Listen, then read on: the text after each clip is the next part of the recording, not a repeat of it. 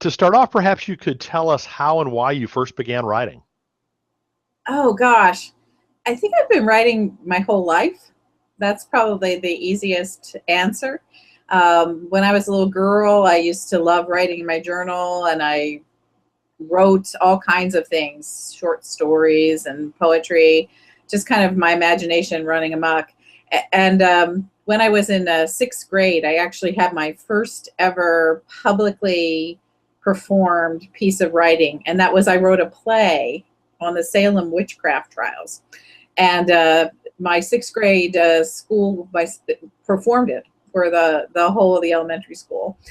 So that's the sort of short answer, is that I've been doing it my whole life. The longer answer is that as a young woman, I think I kind of lost my voice, as often happens for women. And it took me quite a while as I moved through college and graduate school to recover a sense of confidence and that a belief in myself as a writer.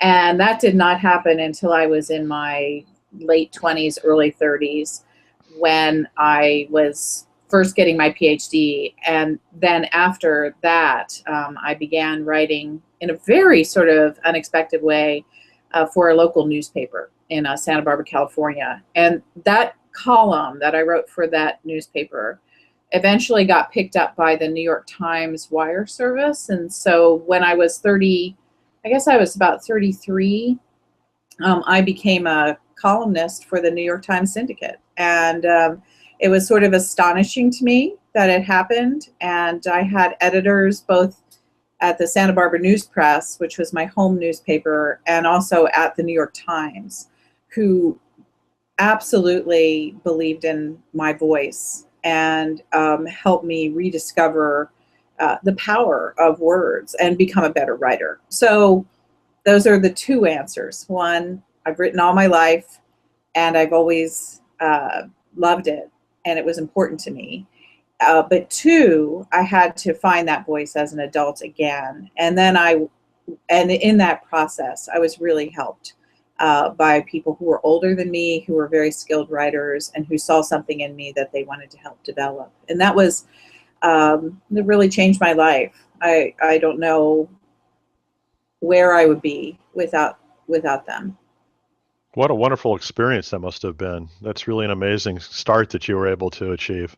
Yeah, it actually was. When I was writing the column for the Santa Barbara News Press, I was simply encouraged to do that by the publisher of that newspaper, a really wonderful kind of classic newspaper guy by the name of Alan Parsons. And he just found my writing and knew that I worked at a local college, and he brought me on and said, I think you're really good at this. And so it was actually kind of funny, because there are some people who know this story about my life and actually have said to me that they think that I might be the person who invented the religion blog. Because before I wrote this column in the early 1990s for the Santa Barbara News Press, there was no short form sort of weekly reflection, personal and cultural analysis sort of piece of religion writing anywhere in American newspapers or magazines. And Alan had this vision where he wanted me to try to write a 700-word piece once a week. It appeared in the Life section of the Santa Barbara News Press.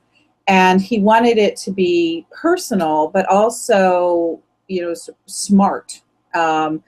Smart cultural analysis. And so it was in those 700 words over a period of 5 years in the early 1990s that I developed this really kind of unique style of reflecting on the news.